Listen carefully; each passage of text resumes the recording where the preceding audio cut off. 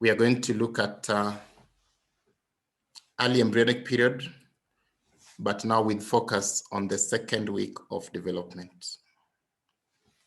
Just to remind you about the first week of development, remember during the first week of development, the conceptus was propelled from the site of fertilization to the site of implantation. There were morphological changes that occurred in the conceptus from the zygote into 2-cell stage, 4-cell stage, morular stage, and then blastocyst. Also during that, the first week ended when the blastocyst has now hatched. By the time we have the blastocyst, we had 2 cell masses, the inner cell mass representing the embryonic cells and the outer cell mass representing the placental cells. That's how the first week ended, when you have a structure that has 2 cellular populations. We talked about the past of the blastocyst, and we mentioned that the individual cells of the blastocyst are called the blastomeres. The blastocyst itself has 2 cellular populations. The inner cell mass represent the cells that are going to form the baby, and so we call them the embryoblast cells. The outer cell mass represent the population of cells which are going to become the placenta and therefore known as the trophoblast. This is the blastocyst cavity. We also mentioned that this blastocyst has 2 poles.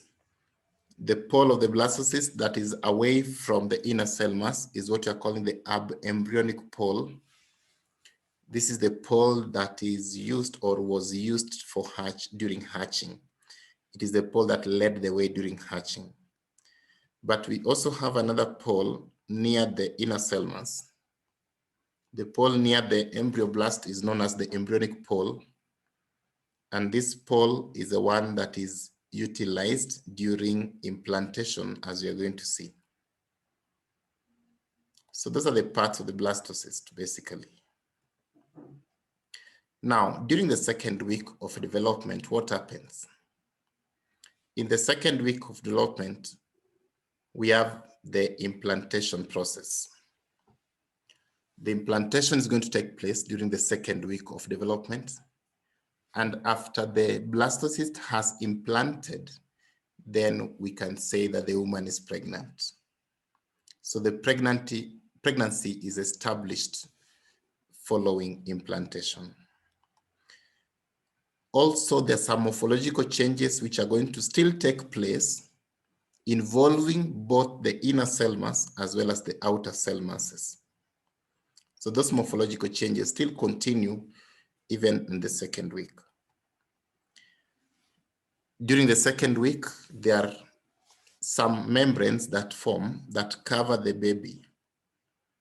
These membranes are known as fetal membranes. There are 4, and we are going to see some of them today by naming them. Otherwise, a lecture for them, we will have it later on their own. The events of the second week of development tend to occur in twos. Now, this is largely academic, but the events tend to occur in twos. And it's for that reason we commonly call the second week of development the week of twos, because things tend to occur in twos. So at the end of this lecture, again, we're going to see why do we call it the week of twos? What are these things that occur in twos?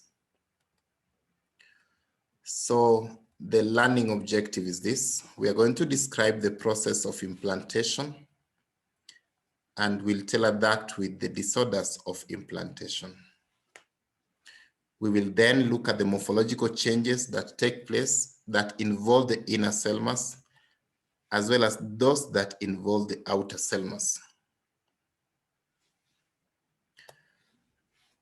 During that process, we'll also explain why we call the second week the week of twos. as we describe these morphological changes. We'll explain why we call the second week the week of twos. Towards the tail end of the lecture, we are going to state the basis of early pregnancy diagnosis. How do we diagnose pregnancy on those early stages? And what are some of the abnormalities of the second week of development? So to start, we'll begin by describing the process of implantation. Implantation is a process by which the blastocyst attaches itself and embeds itself within the endometrium. We have defined endometrium as the inner lining of the uterus. This inversion process is guided by the trophoblast layer, the outer layer of the blastocyst. The process of inversion begins from around the 6th day after fertilization and is completed by around the 13th day after fertilization. So it means that by the time the first week of development is ending, implantation has already started. That is what that statement means.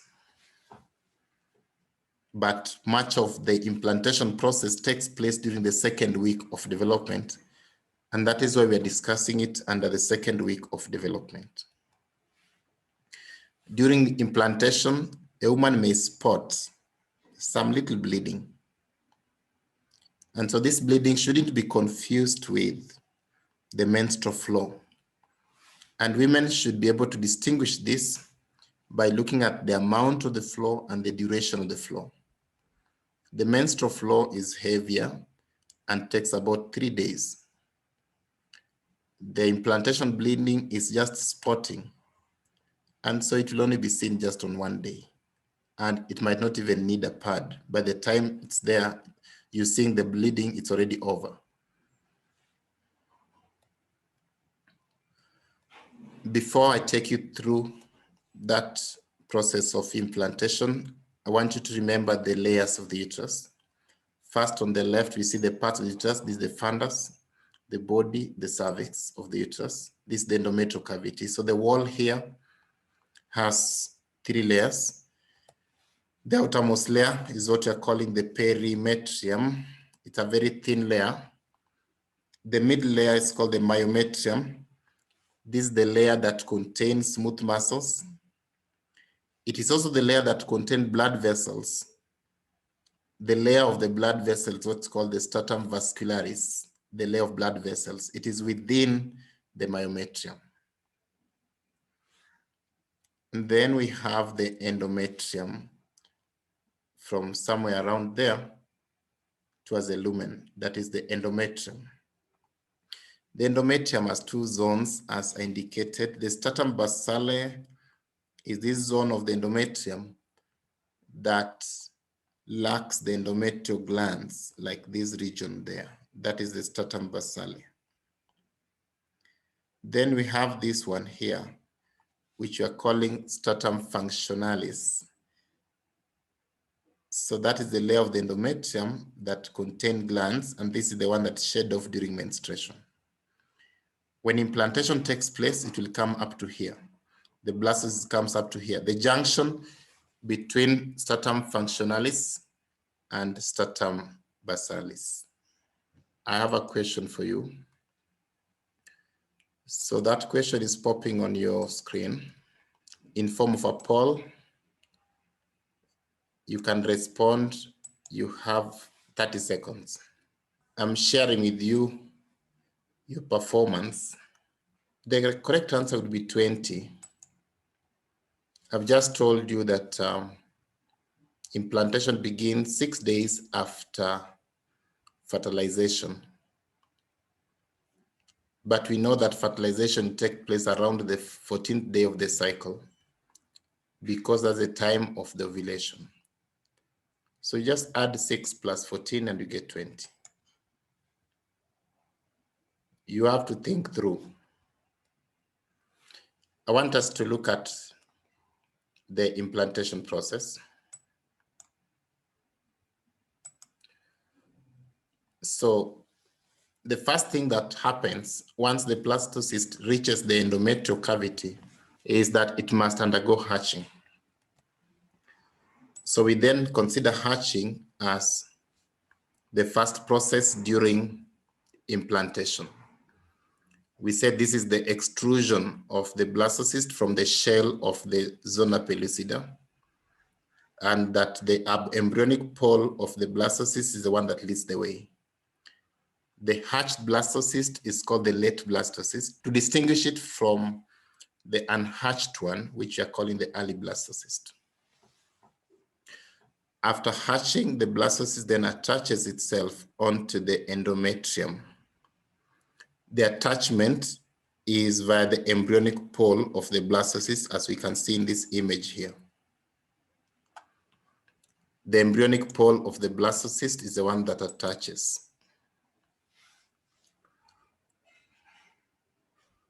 After the attachment onto the endometrium, okay, first you need to know that the commonest site of attachment would be the upper parts of the uterus, which means the fundic side of the uterus, the regions of the fundus. That's the commonest site of attachment. It can attach either the anterior part of the fundus or the posterior part of the fundus, but that's the commonest site of attachment. After the attachment, trophoblast will form a layer. Okay, this image is not capturing nicely, but there's a layer of the, you're going to see it in the next slide. There's a layer of the trophoblast that forms. That layer of the trophoblast is called the syncytial trophoblast. A layer of the trophoblast, which we call syncytial trophoblast. Maybe you see it in this one. This is the syncytial trophoblast layer. Syncytial trophoblast is one of the layers of the trophoblast. To distinguish it from this other layer of the trophoblast, which we now call the cytotrophoblast. So this is the syncytial trophoblast, the layer of the trophoblast without definite cell boundaries, and cytotrophoblast, the layer of the trophoblast with definite cell boundaries. The role of the syncytial trophoblast is to invade the endometrium. That is one of the roles of the syncytial trophoblast, to invade the endometrium, so that the blastocyst can now implant. But there's another role.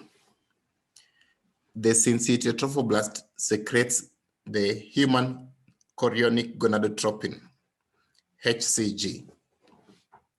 So HCG is a hormone produced by syncytial trophoblast.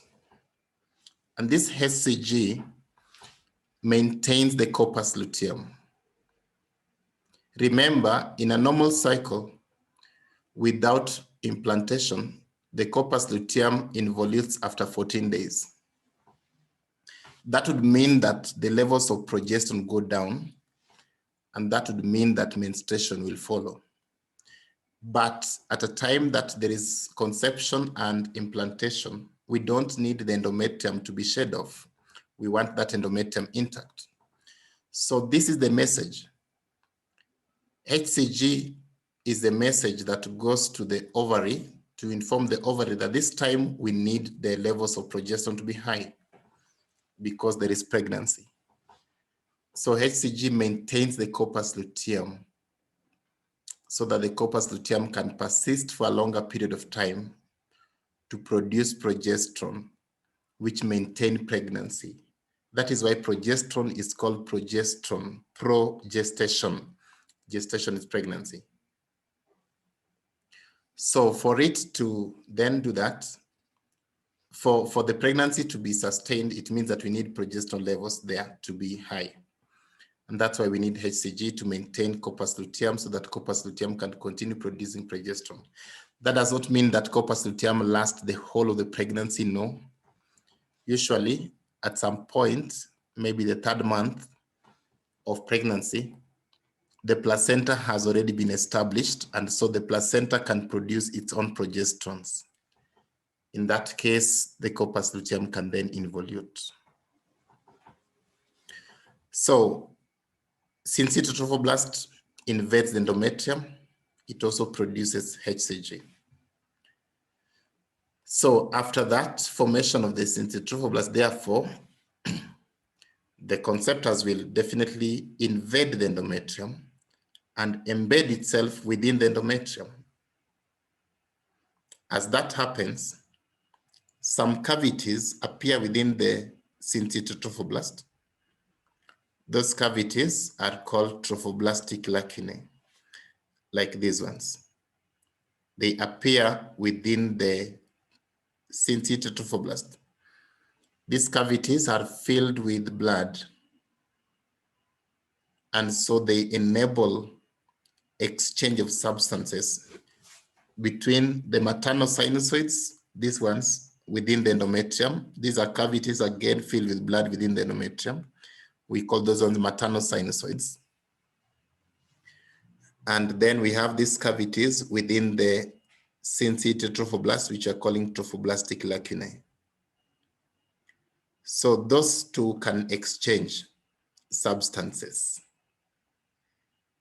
Therefore, when this is happening before the establishment of the placenta, we know that at least nutrients can be transferred to the baby that is developing. We call this exchange that occurs between the mother and the trophoblast before establishment of the placenta.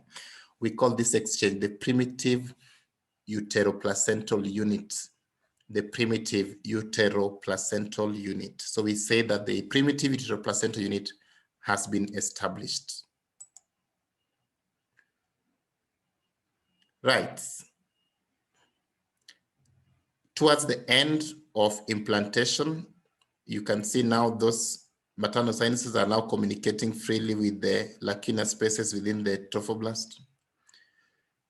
After the conceptus has fully implanted, that defect that was used during the attachment, the defect that the trophoblast created as it was invading, this defect is then closed. So initially there'll be fibrin plug there, but then with time that epithelium repairs itself. So that now implantation has taken place. So this repair is what would then be happening at around the 13th day after fertilization. That is the process of implantation. So let's look at the common disorders of implantation. One of the disorders of implantation is what we call ectopic gestation or ectopic pregnancy. Ectopic pregnancy is implantation, therefore pregnancy, outside the endometrial cavity. If the conceptus implants outside the endometrial cavity, we call it ectopic pregnancy. The conceptus can implant within the ovary, so you call that ovarian pregnancy. It may implant within the fallopian tube, you call that tubal pregnancy. It may implant outside the ovary, but not inside the fallopian tube, which means within the abdominal cavity, and you call that abdominal pregnancy. It may also implant within the cervix, and we call that cervical pregnancy. You realize that some of this may not be carried to term, like tubal pregnancy may not be carried to term because the tube is very small. So when the baby grows, the tube will rupture, the pregnancy site will bleed. That means that the baby will die, the tube will rupture, and even the life of the mother would be at risk because of bleeding into the abdomen. As opposed to abdominal pregnancy where there is enough space for expansion, And so abdominal pregnancy can actually be carried to term, except that the mother will not deliver vaginally. It will have to be through an operation, which does not necessarily cut the uterus, but it will cut the anterior abdominal wall. So ectopic pregnancy is implantation outside the endometrial cavity. You can also have what we call placenta previa. Placenta previa is where implantation took place on the lower segments of the uterus, and therefore the placenta also formed on the lower segments of the uterus. I told you that the normal site or the commonest site is towards the fundus, like this one. This is normal. But if it settles down, there's a problem. The problem here is that if the placenta is too much low like this one, even overlying the cervical canal, it means that by the time this woman wants to deliver, the placenta will separate before the baby is delivered. And that's the dangerous thing, because it means that it will cut off the oxygen supply to the baby before the baby is born. And so you're likely to have a stillbirth by the time that baby is coming out through the vagina. But also, if the placenta separates before the baby comes out, the bleeding that takes place in that separation can be so heavy, the life of the mother can be at risk. So when there's placenta previa like this one, medically you'll be told there's only one way out, cesarean section. The other disorder of implantation is with regard to excess penetration of the conceptus into the endometrial wall, into the uterine wall, sorry. For example, let's look at this. Let's assume this is the normal layers of the uterus, where this is the endometrial cavity. And so this first block here represents the endometrium with its two zones, the stratum functionalis and the stratum basalis. Then this second one is the myometrium, and the one labeled P is the perimetrium.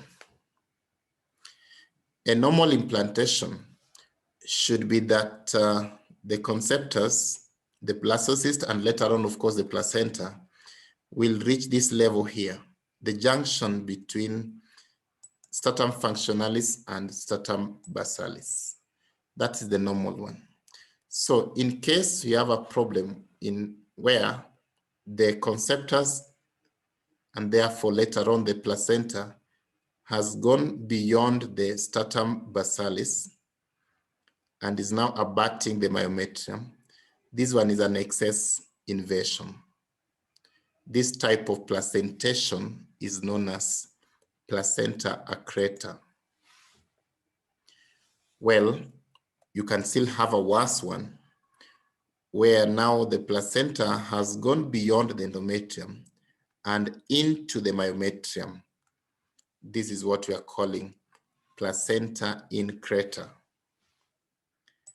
The extreme of this entity is where the placenta has gone through all the three walls of the uterine wall, all the three layers of the uterine wall, like this one. It has gone through the endometrium, myometrium, and even perimetrium. And this is what we are calling placenta accreta. That's the worst form of it.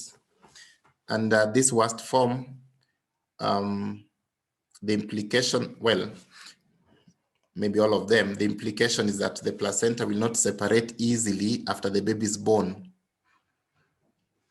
Of course, increasing difficulties up to there.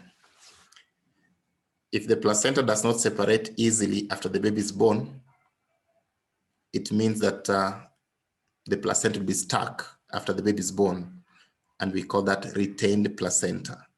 So this type of placentation will give you what we call retained placenta. A retained placenta is not a good thing. Usually the uterus needs to release, or rather everything within the uterus to go away so that the uterus can contract. And that contraction of the uterus is the one that blocks, or rather narrows, the blood vessels within the uterus, so to prevent it from bleeding, excessive bleeding. So if there is something that is still within the uterus after the baby is born, the uterus will not contract fully. And if the uterus does not contract fully, it means that the blood vessels in the uterus will continue to remain open and there'll be a lot of bleeding. So retained placenta is not a good thing because it will be complicated with massive hemorrhage after delivery. And these mothers can also lose their life. Right, those are the disorders of implantation. I have another question for you with regard to what I've just told you. So usually, this is the normal phenomenon that happens.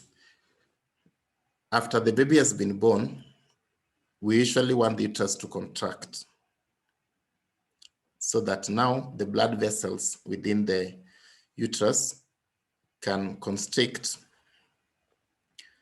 so that there's no bleeding. Now, to facilitate contraction of the uterus, there's a drug called oxytocin that can be administered. Oxytocin is also a hormone that is produced by the pituitary gland in normal scenario for the same function.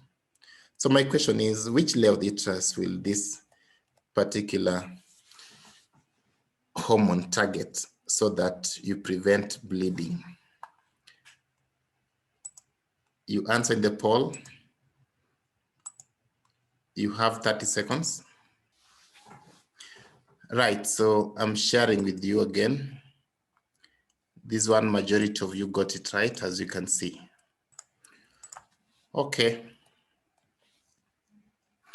Now I want to describe the morphological changes that take place during the second week of development. These morphological changes will be involving the inner cell mass as well as the outer cell mass. And in the process, I'm also going to explain to you why we call the second week the week of twos.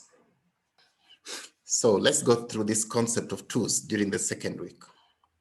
Why do we call the second week of development the week of twos? We call the second week of development the week of twos because things tend to happen in twos. To qualify that statement, we can start from what you already know. That during the second week of development, the blastocyst has two cell masses. The ones in red are the inner cell mass, which we call the embryoblast. The ones in blue are the outer cell mass, which we call the trophoblast. So they're in twos. Another evidence is the fact that during the second week of development, the blastocyst has two poles. This pole here is what we call the embryonic pole. This pole is the one that is used for implantation. This other pole is called the abembryonic pole, which was used during hatching.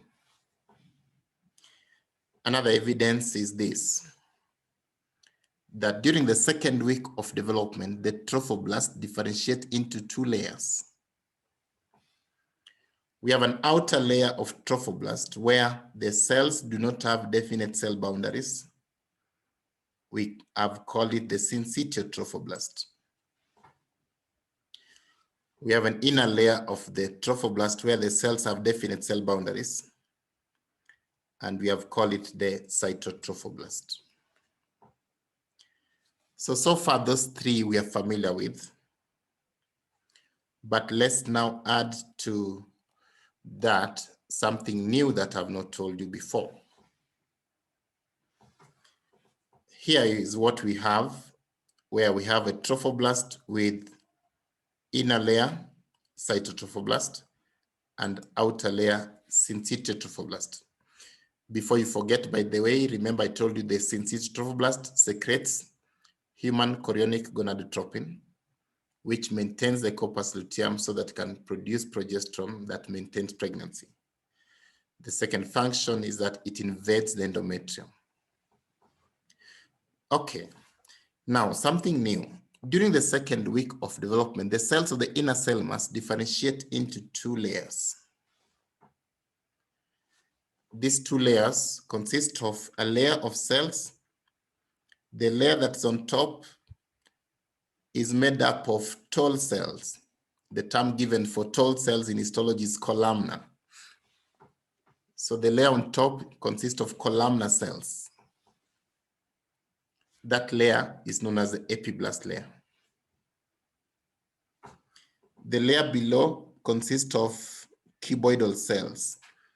Cuboidal cells appear like squares on 2D, and that layer is called the hypoblast. Remember, these are layers of the embryoblast. The embryoblast has differentiated into two layers, the epiblast layer and the hypoblast layer. When we have this stage where we have the embryoblast having two layers, epiblast and hypoblast, we no longer call this whole structure the blastocyst anymore. We call it the bilaminar disc. The bilaminar disc is existent from around the 8th or the 9th day after conception. The bilaminar disc stage. We no longer call it the blastocyst stage anymore. So the layers of the bilaminar disc are epiblast and hypoblast, remember that. Also, during the second week of development, there are two cavities that form. These cavities are forming from the inner cell mass. We have the amniotic cavity and the yolk sac cavity. How do these cavities form? Let's start with the amniotic cavity. So here we have epiblast cells. The epiblast cells, these are the epiblast cells. There are some cells from the epiblast that migrate away from it. The cells of the epiblast that migrate away from it are called the amnioblast cells. So these are the cells of the epiblast that migrate away from it. We call it the amnioblast cells. As those cells migrate, they do not separate from each other. They maintain their intercellular contact. And that means that they form a complete membrane. That complete membrane is what you call the amnion. You can also call it the amniotic membrane. The amniotic membrane is one of the fetal membranes. Remember, I told you during the second week of development, you're going to have establishment of fetal membranes. So this is one of the fetal membrane that is being established. The amnioblast cells secrete some water inside here. That water is called the amniotic fluid. And the whole complex of the fluid, the amnioblast and the amnion is what we call the amniotic sac. Right, down here. Similar concept as that one, but now on this other side, the cells of the hypoblast also migrate away from it. The membrane they form is what we're calling the yolk sac. The yolk sac is another fetal membrane. This is not the first time you're coming across this term yolk sac. You came across it when we were talking about the origin of the primordial germ cells. The yolk sac is the one that gives rise to the primordial germ cells.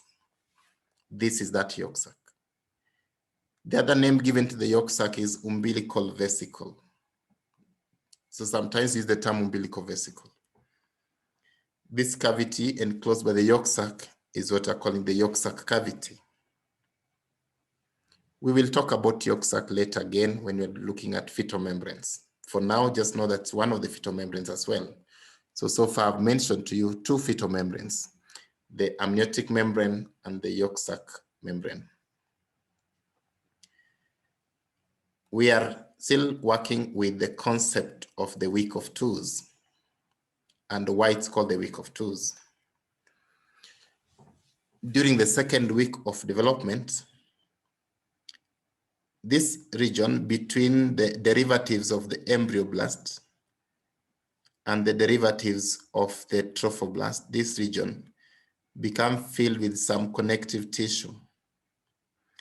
The connective tissue that fills that space is known as the extraembryonic mesoderm. I know that one is not happening in twos, that's okay. But I want you to understand that concept first. That the gap between the derivatives of inner cell mass and the derivatives of outer cell mass become filled with that green region, which you are calling the extraembryonic mesoderm. Now, this is what happens in twos. Again, still within the second week of development, the extraembryonic mesoderm differentiates into two layers. There's this layer that is next to the cytotrophoblast. We call it the somatic layer of the extraembryonic mesoderm. There's this layer that is near the derivatives of the inner cell mass. We call the splanchnic layer of the extraembryonic mesoderm.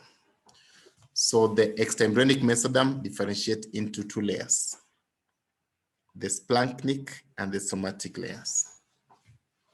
In as much as they do differentiate into two layers, at some point they're still connected. The connection between the splanchnic and the somatic mesoderm is called the connecting stalk. This connecting stalk is the future umbilical cord. The umbilical cord, remember, connects the trophoblast to the embryoblast. So this is the future umbilical cord. Now look, this region here, consisting of three layers, the somatic layer of extraembryonic mesoderm, cytotrophoblast, and syncytiotrophoblast. This layer here is what you're calling the chorionic plate. You can just call it the chorion. Made up of three things: somatic layer of extraembryonic mesoderm, cytotrophoblast, and syncytiotrophoblast. This is the chorionic plate. The chorionic plate is another fetal membrane. So today I've mentioned to you three fetal membranes.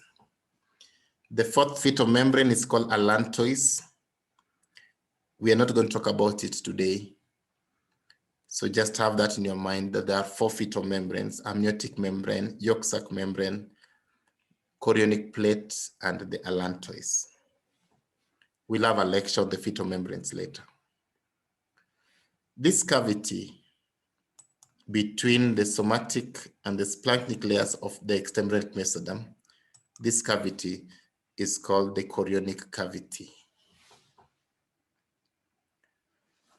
Right, so these are the events that take place during the second week of development to qualify the second week of development to be called the week of twos. I want you to look at the structure you are seeing right now. This is how the CONCEPTUS looks like during the second week of development after implantation. And I want us to try to label these parts of the CONCEPTUS during the second week of development. I will want you to volunteer yourself by raising up your hand and I'll see your hand and I'll enable your mic. I want you to remember this structure. You'll be asked this many times. Okay, so let's finish the story. We call the second week of development the week of twos because of many things. There are two cell masses. The inner cell mass called embryoblast and the outer cell mass called trophoblast. We also call it so because there are two poles, the embryonic pole and the abembryonic pole. There are two embryonic layers, two layers of the embryo. The epiblast layer, tall cells, hypoblast layer, cuboidal cells. That is what we are calling the bilaminar disc. There are two cavities that form: amniotic cavity on the epiblast side, yolk sac cavity on the hypoblast side. There are two trophoblastic layers, the syncytial trophoblast and the cytotrophoblast. There are two layers of the extraembryonic mesoderm, the somatic layer and the splanchnic layer. The somatic layer joins with the trophoblast to constitute the chorionic plate. The splanchnic layer covers the derivatives of the inner cell mass. Ukilemewa na hizo zote, you can say the second week. Usually at the beginning, the structure is about 0.2 millimeters thick, so it is 2. Maybe someone be merciful to give you marks. You can also say that the second week, so it is true. Now you realize that one, you're just pushing it too hard now, but it's fine. Let's make a summary of the morphological changes that take place in the conceptus during the first 2 weeks of development, which means I'll cover the first week and the second week. On the first day, we agreed that we had a structure that looked like that, and you called it the zygote. On the first or the second day, the zygote underwent the first cleavage event, and so you had a structure that had 2 cells, and we called it the 2-cell stage. On the second day, these 2 cells had already undergone cleavage events as well, so that we have a structure that has 4 cells, and we called it the 4-cell stage. Between the 3rd to the 4th day, we have a mass of cells around 12 to 32 cell stage, and we called this the morular stage. So we are going on with the morphological changes. From the morular stage, which is now on 3rd or 4th day, we went to a stage which looked like this, where we have inner cell mass and outer cell mass separate and a cavity. We call that the blastocyst stage. In terms of period of development, it will begin from the 5th day, but remember, it's ending around the 8th or 9th day, covering both the early and the late blastocyst stages. From around that time, maybe from around day 8, day 9, up to day 13, day 14 there, we have a structure which looks like this, with the 2 cavities, 2 embryonic layers, 2 layers of the trophoblast. We've called it the bilaminar disc stage. Bilaminar disc stage spans from around that time up to that time. And you realize that now the second week is actually ending around that time. Now, one last thing, we can maybe call it day 14, 15. You can ignore the 13th one. Around that time that you have the bilaminar disc, around day 14, day 15, something forms on the epiblast layer. That something that forms on the epiblast layer is actually a midline thickening of the epiblast. That midline thickening of the epiblast is called the primitive streak. When the primitive streak appears, then we call the primitive streak stage. The primitive streak stage marks the end of the second week of development and the beginning of the 3rd week of development.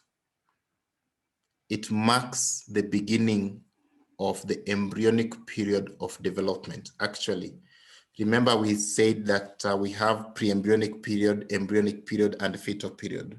The primitive streak marks the beginning of the embryonic period of development, the period that we have formation of body organs. Great. We will talk about the primitive streak much later, another time. Let's finish the story of the second week by talking about early pregnancy diagnosis. So how do you diagnose early pregnancy? We can diagnose early pregnancy based on two things. One, based on laboratory detection of human chorionic gonadotropin. Having said that, HCG is being produced by the syncytial trophoblasts at the site of pregnancy. So it means that when a woman is pregnant, the HCG levels are high. It can be detected in urine or in blood samples. And so the things that are used, those strips which are used to test pregnancy, just detect the levels of, they detect the HCG. The strips have been designed to then show some lines when HCG is present, basically. Right. Apart from that, we can also diagnose early pregnancy by sonographic visualization of the gestational sac. Sonography means ultrasound. So using ultrasound imaging, we can visualize what we are calling the gestational sac. The gestational sac is the chorionic cavity, that cavity that I showed you. That's what we are calling the gestational sac. It can be visualized by ultrasound. And this is how it looks. This is the cavity. This is the chorionic plate using ultrasound. This is the chorionic plate.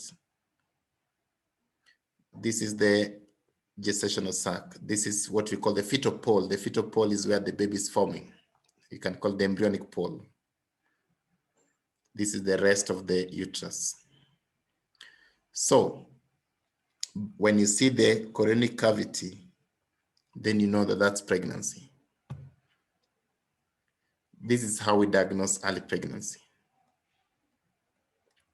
Lastly, what are some of the abnormalities of the second week of development?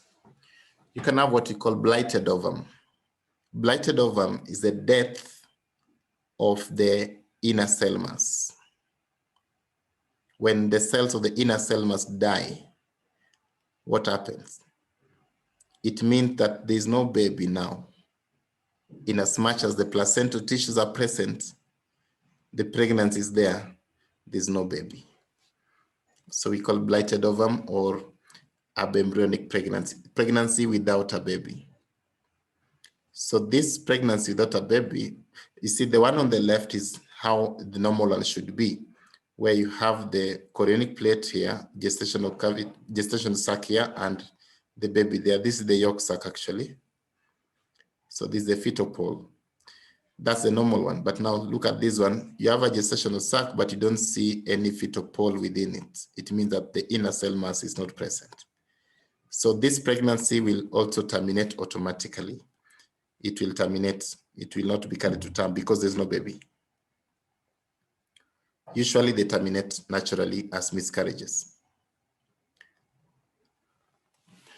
We had talked about molar pregnancy last time, and so I don't want to repeat much about it.